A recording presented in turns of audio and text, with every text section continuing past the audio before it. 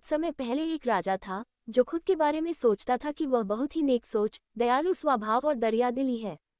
उसे लगता था कि वह स्थितियों को सही से समझने, हर बात पर न्याय करने और हर विषय में उचित विचार रखने वाला व्यक्ति है। राजा की 3 बेटियां थीं। एक दिन उसने अपनी बेटियों को बुलाकर कहा, मेरे पास जो भी है वो सब तुम्हारा है। तुम तीनों को मुझसे ही जीवन मिला है। मेरी इच्छानुसार ही तुम तीनों का भूत, वर्तमान और भविष्य बना हुआ है, जो आगे भी ऐसे ही बना रहेगा। मैं ही तुम तीनों का भाग्य बनाता हूँ। राजा की यह बात सुनकर उसकी 2 बेटियों ने शांत मन से राजा की बात में हामी भर दी, लेकिन तीसरी बेटी ने ऐसा नहीं किया। उसने कहा, नहीं, मुझे तो नहीं लगता है कि आपके हाथों में मेरा भाग्य है। राजा ये सुनते ही गुस्से में आ गया। उसने अपनी तीसरी बेटी की कही बातों को एक चुनौती के रूप में स्वीकार किया। उसने खुद को अपनी तीसरी बेटी के सामने सही साबित करने की ठान ली और उसे जेल में बंदी बना दिया। इस वजह से राजा की तीसरी बेटी कई सालों तक जेल में ही बंद रही। राजा और उसकी बाकी की बेटियां राजसी जीवन जीते रहे। राजा मन ही मन सोचता है कि यह मेरा ही हुक्म है, जो मेरी जिद्दी बेटी जेल में कैद है। लोगों को भी यही लग रहा होगा कि राजा का ही हुक्म है, जो उसकी बेटी को ऐसा भाग्य मिला है। उसकी प्रजा के लोग भी यही सोचते थे। उन्हें लगता था कि राजा की तीसरी बेटी ने जरूर कोई गलत कार्य किया होगा, तभी उसे जेल में कैद करके रखा गया है। वरना कोई भी पिता अपनी बेटी के साथ भला ऐसा क्यों ही करेगा। राजा कभी कभी जेल में कैद अपनी तीसरी बेटी से मिलने के लिए जाता था। उसकी बेटी बहुत कमजोर हो गई थी, लेकिन अभी भी उसके विचारों में कोई बदलाव नहीं आया था। मगर राजा अपनी कमजोर होती बेटी की हालात और नहीं देख पा रहा था।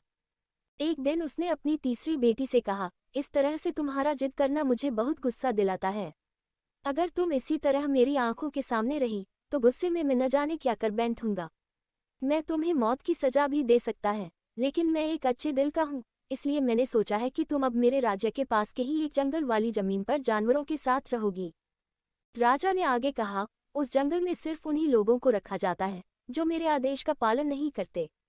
तुमने भी अपनी जिद की वजह से मेरी बात नहीं मानी, इसलिए तुम भी अब वहां मौजूद लोगों के साथ अपना पूरा जीवन काटोगी।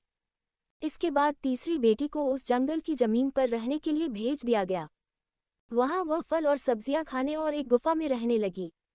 उसके पास पीने के लिए झरने का पानी और ठंड से बचने के लिए सिर्फ सूरज की धूप का ही सहारा था। वहां की खुली हवा में रहते हुए और फल फूल खाते खाते वो जल्द ही पूरी तरह से स्वस्थ हो गई। उसने वहां पर खेती करना भी शुरू कर दिया।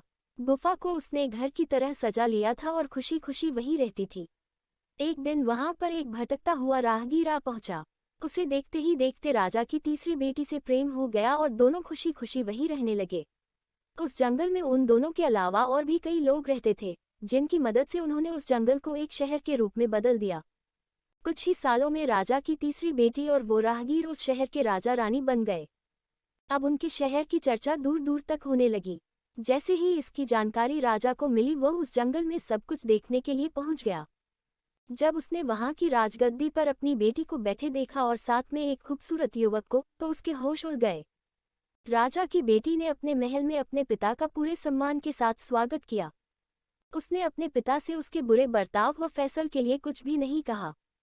जैसे ही राजा वहां बैठा तो उसे एक आवाज सुनाई देने लगी, जो कह रही थी कि हर इंसान स्वयं ही अपना भाग्य बनाता है, कोई अन्य इंसान किसी और का भाग्य नहीं बना सकता। इसके बाद राजा को स्वयं ही अपनी गलती पर पछतावा होने लगा और उसने अपनी सभी बेटियों को अपने भाग्य से आज़ाद कर दिया।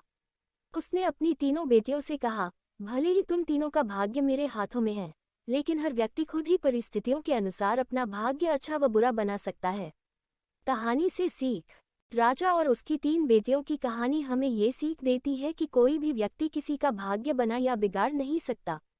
हमारा भाग्य स्वयं हमारे हाथों में ही होता है, जिसे हम अपनी सूझबूझ से बुरी परिस्थितियों में भी अच्छा बना सकते हैं।